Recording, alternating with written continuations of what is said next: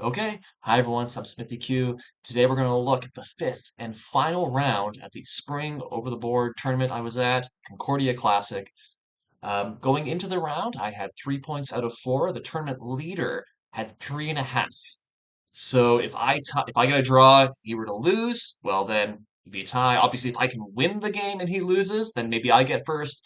There's some other people with 3 points as well, and so it's a lot riding here. I'm black again, third time in 5 games. That's the luck of the draw. E4, I play C6 again. Let's go. Caro Khan. My opponent then plays the D3, Knight D2, the King's Indian attack. And I just gotta say that historically, I've always done poorly against this. I have performed much worse than my rating. I've lost games where I probably should have won. I've drawn games which I definitely should have won. There's something about the resulting middle games that I just seem to struggle with. And even though after e5, bishop d6, the Caro Kann version of the King's Indian attack is supposed to be one of the absolute best, and you can see that it's not like the French where this bishop is stuck. This knight can go to either of these squares if it really wants to. C6 is fully bolstering the center. We've got easy development for all of our pieces, whereas white, of course, is just you know, um, got the regular King's Indian stuff. White will never be able to play the e5 and like h4, h5 ideas that come later because I already have a pawn on e5, and so that's just never in the cards. Nevertheless, because I've always struggled with these things, I was looking for something new, and my friend Matt Jensen, he had recommended this system with f5. I'll be lying if I said I knew all the details, but I mean, the basic idea is pretty simple. Let's play f5, then play knight f6. We're going to castle, and at the very least, we got a pretty big center, and maybe we can use something with that. We're also tempting white to take either of these pawns, which is, of course, a huge mistake. Like, maybe huge is too strong, but it's going to make it a very easy position for black to play afterwards. Something like this, yeah, how low, just absolute yuck. But I don't think anyone is really ever tempted to do that. If you're playing the King's Indian attack, you're going to do the same moves regardless. So now, here we go. My opponent plays rook goes to e1, and so we can see the idea is possibly to exchange and then do discovery attack on the e-pawn. And so let's just take. And I think already this is a nice position for black. The bishop is stuck in its own pawn. Um, there's no thematic e5 stuff. So I think again, objectively, black is doing fine. Black is doing fine. There's still, I mean, the open F file maybe is nice, but it's also a little bit weakening of my king. So I always have to watch. Let's see if I can delete those arrows. Something on this diagonal, or we can imagine like we have to just be careful about like some of these squares possibly being weak later. And so just there's some ideas here. Now I had remembered that in this particular position, F2 can be a weakness.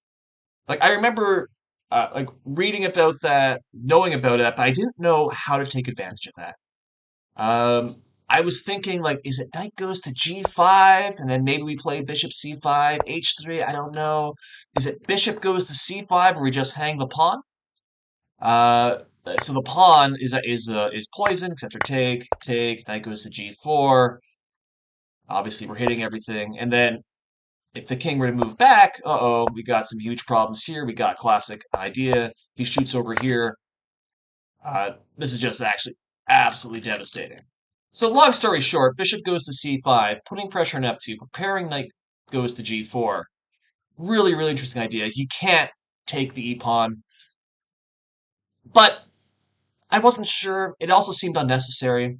And I also was worried that I was spending too much time trying to remember theory that I barely knew, rather than just looking at what the position demands. And so instead of moving a piece twice, I ended up just playing knight goes to d7. I hated this almost immediately afterwards. I mean, knight goes to c4 is now a potential idea because take. I'm losing control of the bishop.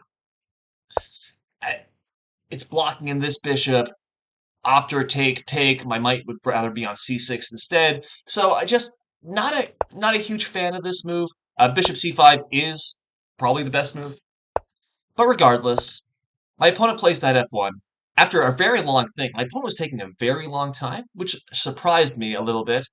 Again, it's the King's Indian attack. You're playing a system. You should just blitz your first moves out in like 15 seconds, right? But he'd used almost 15, 20 minutes up to this point. And again, we have 60 minutes for the first 40. That's a long time. And this move is not great. I mean, this is only defended once, it's attacked twice, right? So let's just take it. I'm pretty sure he just missed that. After take. Yes. Sorry. So he plays rook takes, which I saw.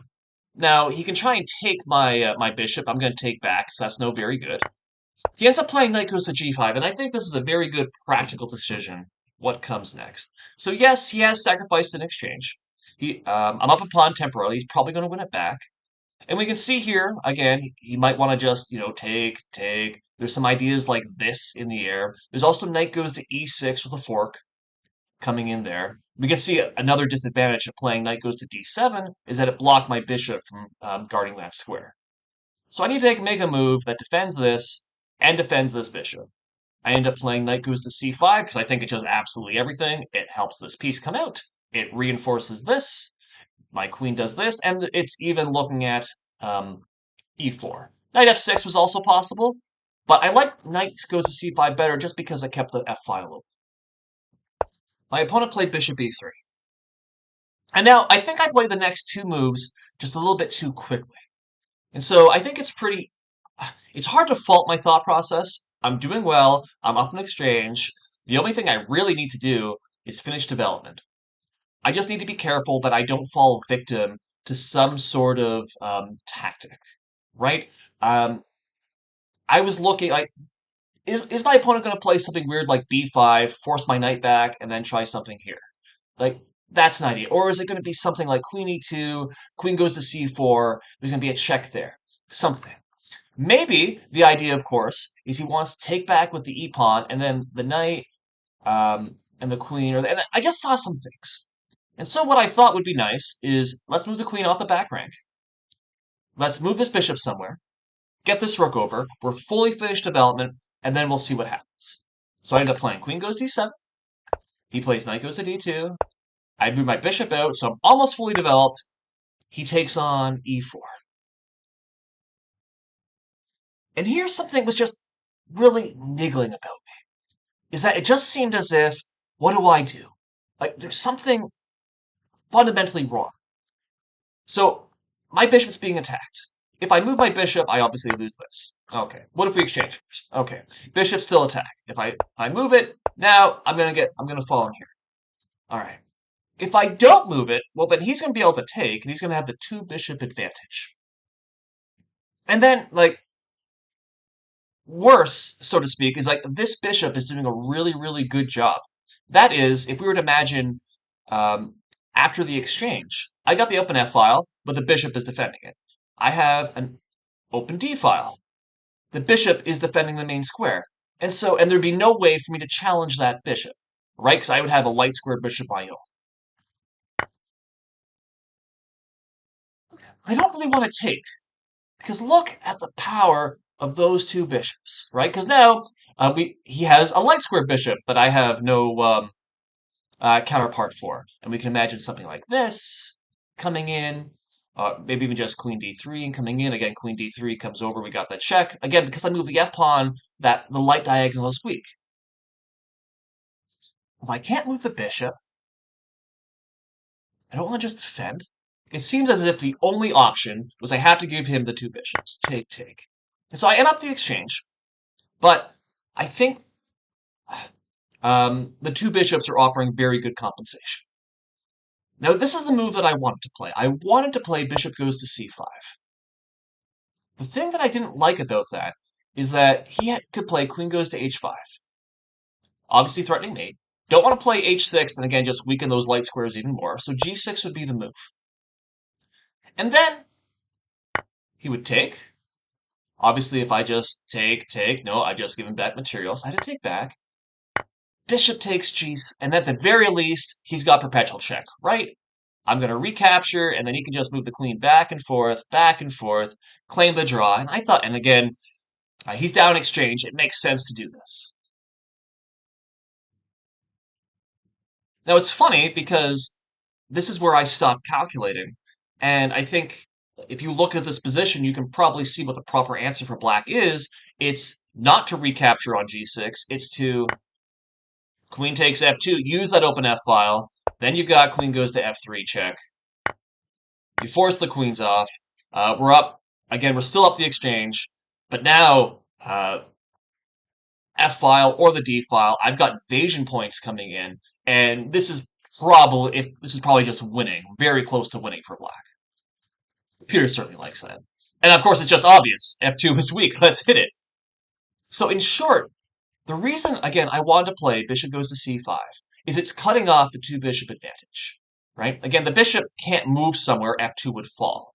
He has to exchange, either now or, again, by throwing in queen h5. But I was so focused that g6, this is going to just lose. I then didn't sort of look one step forward and, hey, like, I don't have to automatically take, right? Hmm. But I couldn't see that. Like, so there was a blockage there. So I ended up just playing rook d8 instead. And now he played queen h5. I played g6. I'm fine with this. This sacrifice now doesn't work because I can block in. Sorry. So if you were to try and do this, that's fine. Rook's protecting it. Queen stops it. I'm up like a whole rook, actually, just for a few pawns. You have nowhere near enough right now. So I wasn't worried about that. He then dropped all the way back to queen e2. And here, like, oh, thank gosh. So now there is no queen h5. Now I can play bishop c5, trade off the two bishop advantage. And then once this bishop is gone, I'll be able to counter either on f2 or on d2. Life is great. Oh no. Queen c4 check. Check. Hitting this guy. I nearly just resigned. So upsetting. And again, I just really want to highlight how I made this mistake. This is the move I wanted to make. I didn't think it worked tactically because of a certain idea, right? And so I played a different move. I chased him back. Now he doesn't have that idea. And so on like 30 seconds, I then played this. I didn't ask, what is my opponent's threat? I didn't ask how the position changed. Didn't do any of that. I thought I was in danger. The danger passed, and I made my next move automatically. God. So it took me, about 2 minutes to realize, okay, maybe I shouldn't resign. You were still up in exchange. And after this takes. Okay, it's not great. He's got two bishops for a rook. Um, but it's only like you're down a pawn. The problem is that these are two bishops on an open board, and the rooks have absolutely nothing. Okay, first off, this pawn's attacked. Let's save the pawn. He comes back. And we can see the problem. Again, there's nothing I can do on the F file. I can double on the D file, but there's absolutely nothing that I can do here. Absolutely, the bishops are so incredibly strong. Um, but, well, uh, I felt in my head, in my heart, that I'm losing this position, that white just has to have a huge advantage. But let's make improvement. I started with c5. Let's put all my pawns on dark squares. At the very least, maybe, just imagine all my pawns are on dark squares. That means this bishop has nothing it can really do. This bishop would then have no targets. It can't hit anything. And maybe I can just sort of stall this out. Hey, it seemed like a good as plan as any. He plays king f1. I play king goes to g7. He plays king 2. I then played h6, which I absolutely hated. Again, my idea was I'm going to play g5 to fully put, and I just completely, like, I didn't even calculate. Look, he can play h4. And now I can't play g5. Obviously, he controls that square. But also, I can't move my king away because then this pawn falls. If I ever push h5 myself, then that gives the diagonal for this bishop, and my whole strategy of putting pawns on dark squares completely false. Also, there's a problem, a long-term problem, is that like my king can't move. I can't even do this because h5 in the pin. Ugh. So now, in other words, my king is stuck defending this. I can't do anything. Whereas, again, where white wants to do is probably not that. Get the king somewhere here. Maybe get the king. Oh my gosh, arrows are hard, eh? Imagine the king comes to e4, the bishop comes on this diagonal, and there's just so much pressure, right? So around here, I stopped beating myself up and I said, okay, at the very least, let's just make our opponent's job as hard as possible. And so my thinking essentially shifted to let's see what my opponent wants to do, and let's see if I can stop that, or let's put the most resistance possible. Let's make my opponent earn this victory. So I start by doubling rooks, and I can at least pretend that my last move made sense. Had I played rook goes to d7 first, there was always bishop goes to g5, hitting this rook, and then I completely lost control of the d file. He's able to bring the other rook over, right? Excuse me. So with h6, now at least, haha, I have control of the d file. There's one thing. I can't do anything with it, but here we go. Opponent plays a4. He wants to play a5, open something up for his bishop, soften this up. Nope, let's just immediately stop. He plays rook a3. Maybe he's thinking this, targeting my weak pawn. All right, let's just immediately stop that. He plays rook goes to d3. He wants to exchange rooks. You know what? Fine. Take, take. Now what? So again, I'm kind of thinking, what might my opponent want to do? And I was thinking he probably wants to play f4. Okay, what can I stop f4? I get not really, but maybe I can discourage it. I played rook goes to e8, because now after f4 takes, he can't recapture with the bishop because of the pin, so he'd be forced to take with this pawn. And I think this is a small improvement for me. Um, this bishop is now just a little bit worse than it could be. And now my king can move because it's not anchored to that pawn. He doesn't play f4, he ends up playing bishop goes to e4. All right. So now, what's my opponent thinking? I'm thinking now he wants to get that king over there. So let's stop. He plays c3. What's my opponent's idea? I think he wants to play b4. What I think we should have done, I think c4 is just as a long-term idea. You're going to play c4. Maybe he could have even played c4 instead of this a4 idea. Play c4, plant the bishop on d5. Now this bishop and pawn are just completely paralyzing.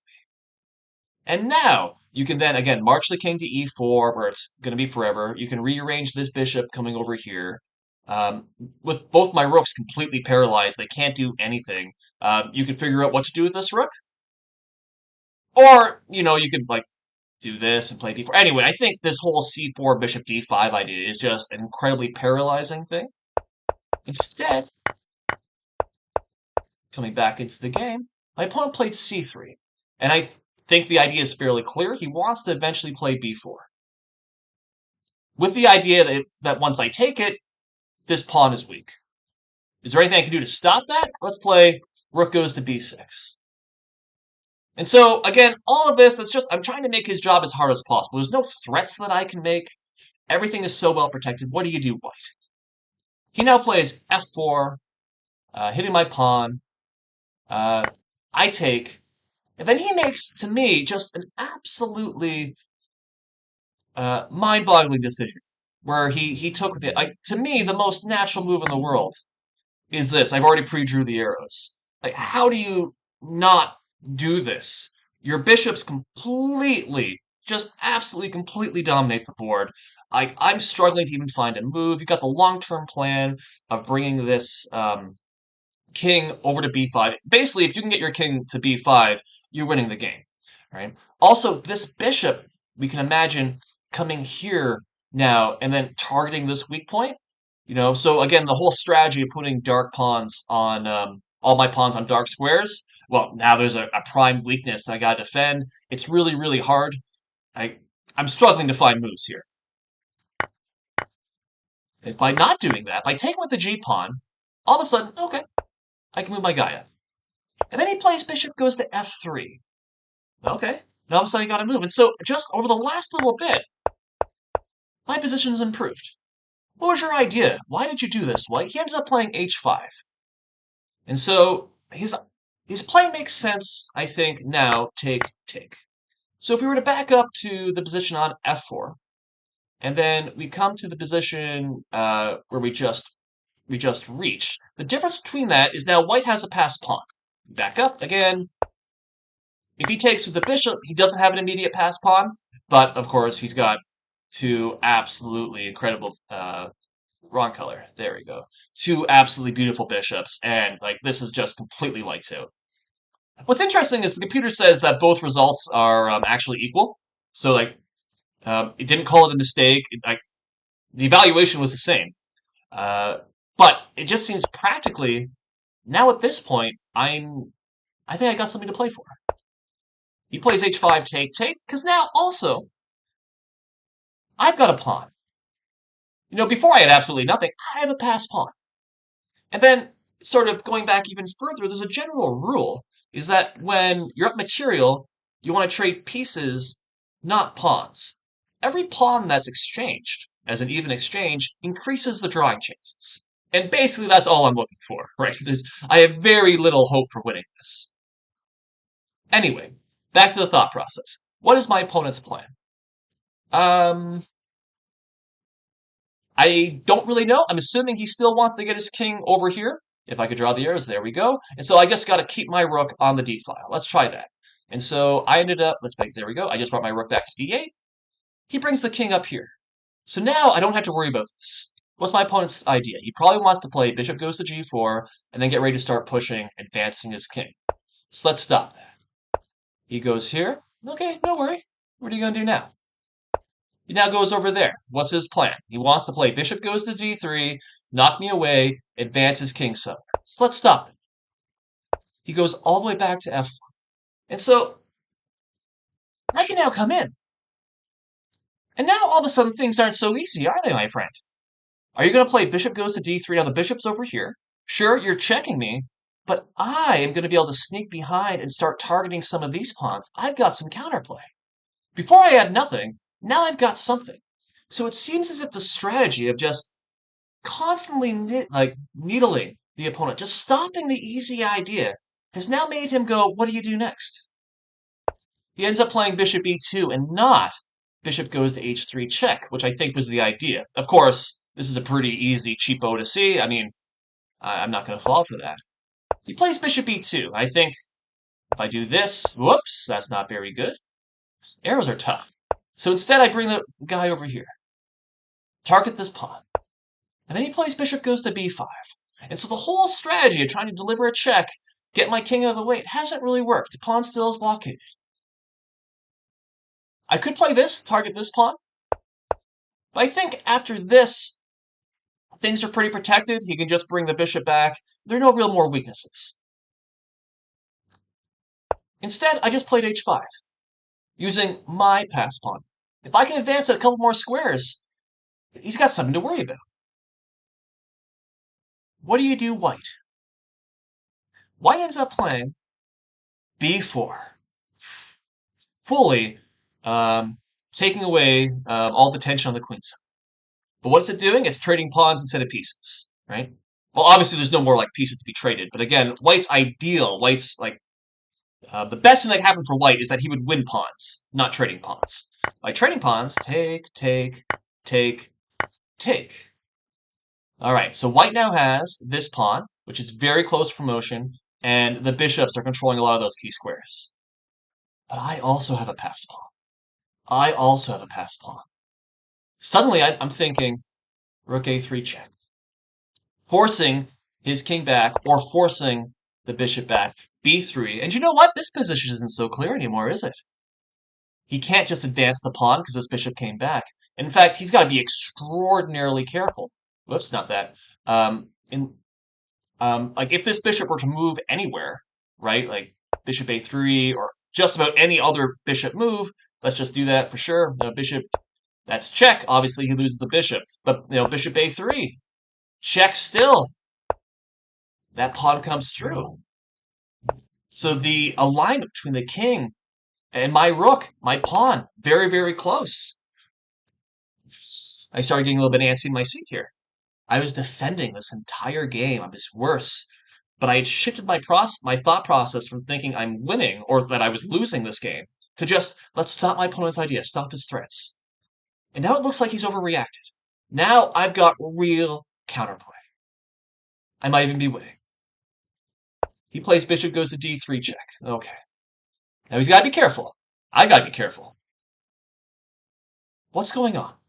So I'm thinking, again, if I push this pawn, there's a lot of, a huge alignment. All the pieces are basically on this file. I played here. If I go back, That gives him a chance to play bishop goes to d4. And once the bishop is here, it's controlling this square. And then he can like move his king, for example, breaking the pin. He's controlling the key promoting, not the promoting square, but where the pawn wants to go.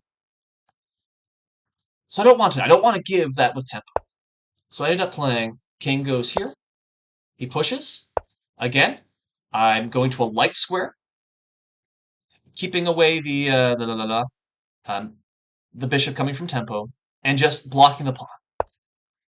He plays bishop c4 check. Then I played king goes f6. We got some arrows. And I think we can see exactly here what's happening. This pawn, completely hanging. This pawn, completely hanging. My pawn, ready to advance forward. He still can't move this bishop, right? Something like this doesn't work. Bishop d4 comes with check. Sure, but after I move, now I'm coming with check. My opponent plays king f4. And then, of course, my eyes light up. Here we go. I'm taking that with check. This bishop can't be defended. Uh, this just looks great. Bishop d4 check. So now the bishop comes in. And again, it's really weird. Both bishops are undefended. Both bishops are kind of pinned, but neither bishop is pinned. Okay. Move my king, f6. Now what? Now there's a problem.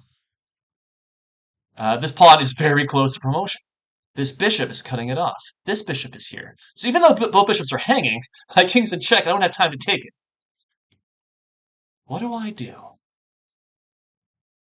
If I try this, bishop coming to c5 completely controls all the squares. It's worse, actually. I mean, my king only has one square, so that's very clearly just not going to work. Sorry, where was I?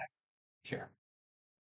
If my king goes to a light square, like goes to d7, check.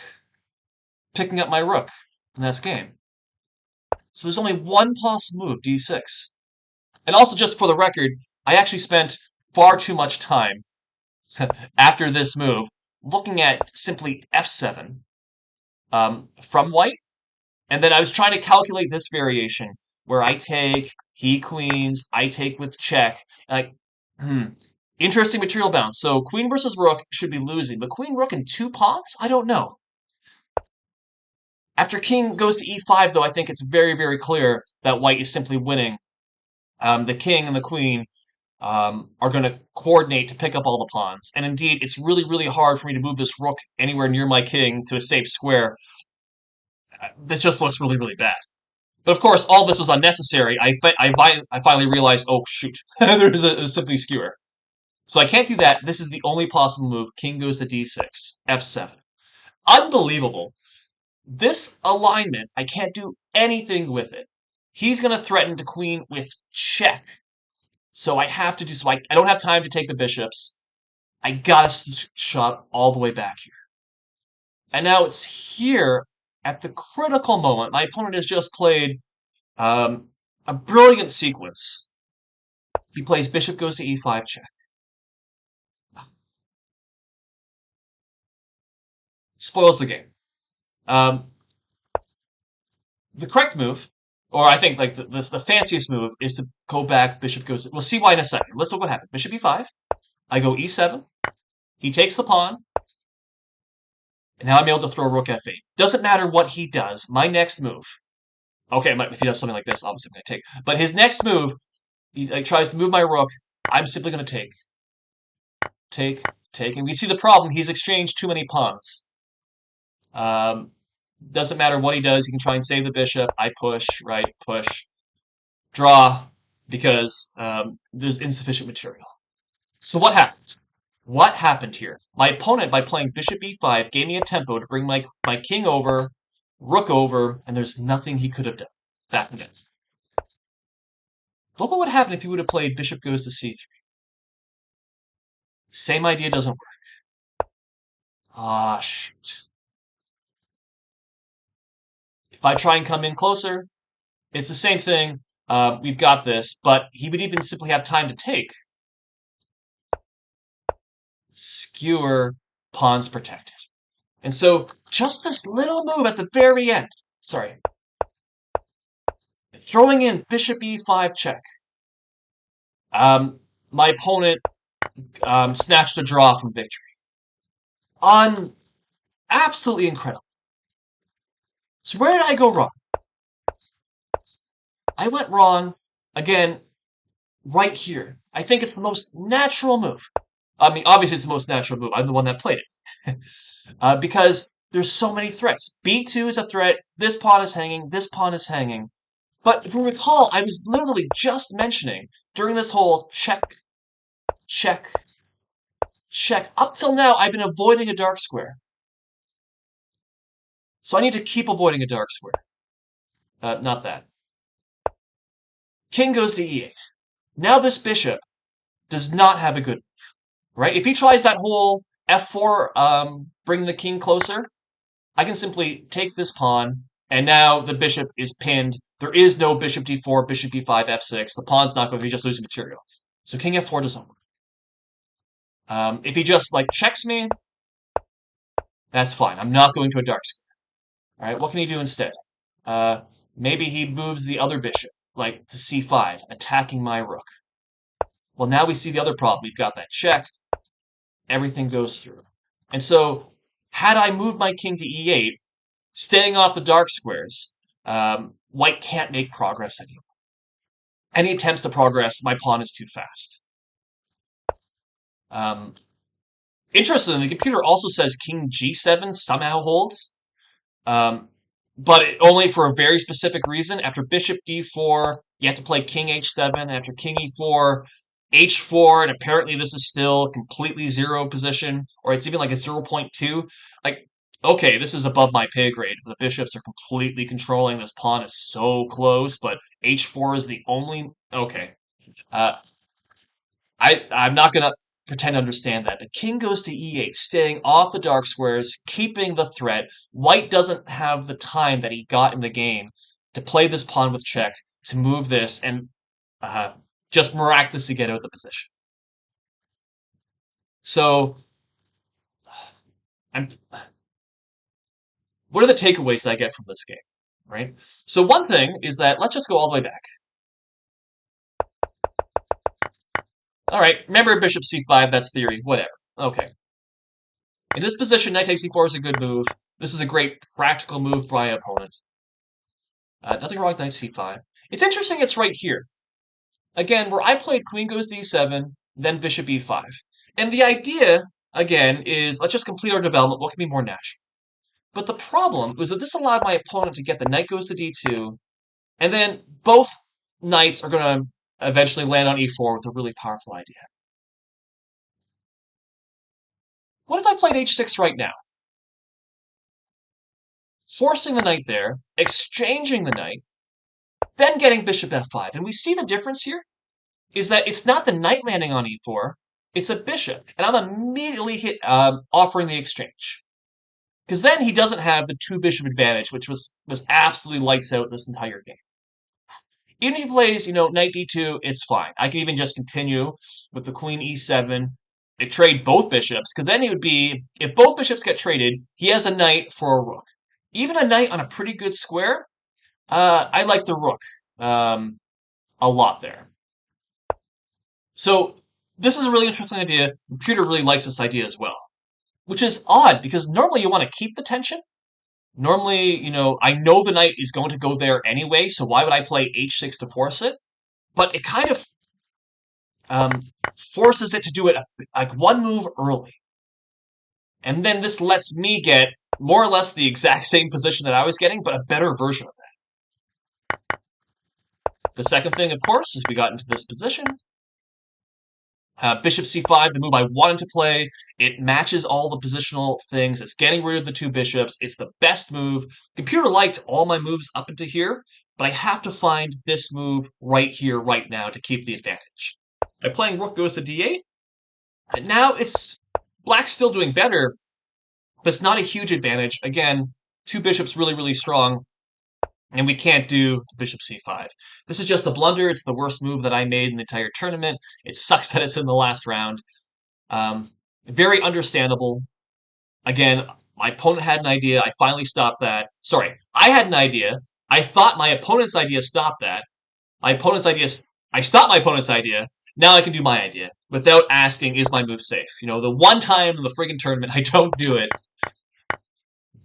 But then from here, at least, okay, once I stop being tilted, uh, I think I did a decent job.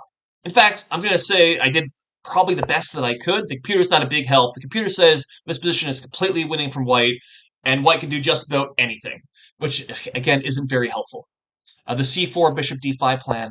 But then, again, just being middling, stopping the opponent's idea. No, you can't bring your king in. All right, no, b4 is now going to be fully protected. All right, after takes, I think you're giving me some chances. You're giving me a lot of chances. All right, let's not let him come in on the d file. Let's not let him get bishop g4 in. All right, let's not let him get bishop d3 in. All right, now I got counterplay. I think I did the absolute best that I could up until here, and I'm not going to be too upset that I missed this king f4, which just looks so paradoxical. You're losing. You're going to lose a piece, aren't you? And now this pawn is free to run. But because my king is finally on a dark square, um, really, really incredible. Really shows the power of the two bishops, even here in the endgame, even with this fantastic, weird, incredible alignment. This may actually makes me appreciate endgames more, and maybe it'll get me to actually start studying them. Um, but that's it. So, not a huge amount that I can like overall takeaways. Big endgame, really fun tournament, I suppose. Just as a postscript, so this because I managed to draw the game, I had 3.5 points. The other people, they either lost or drew their game. I actually finished in clear second place. So not bad for my first, overboard tournament in like over a decade. A lot of rust, but a lot of fun. That was huge. And again, it was simply bishop goes to e5. One mistimed check. And now the game was drawn. The margin of error is so thin in these the entire time. Uh, So hope that was an interesting game. Again, my thought process may or may not be so useful in this one, but um, really enjoyed the experience, and I'll definitely be looking at to go out for some more.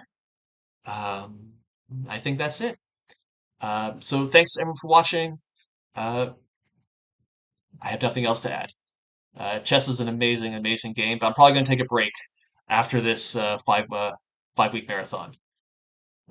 Just sort of relax, let it sit, and then come back with even more enthusiasm. But that's a subject for later. Thanks for watching, everyone. Thanks for listening. Bye for now.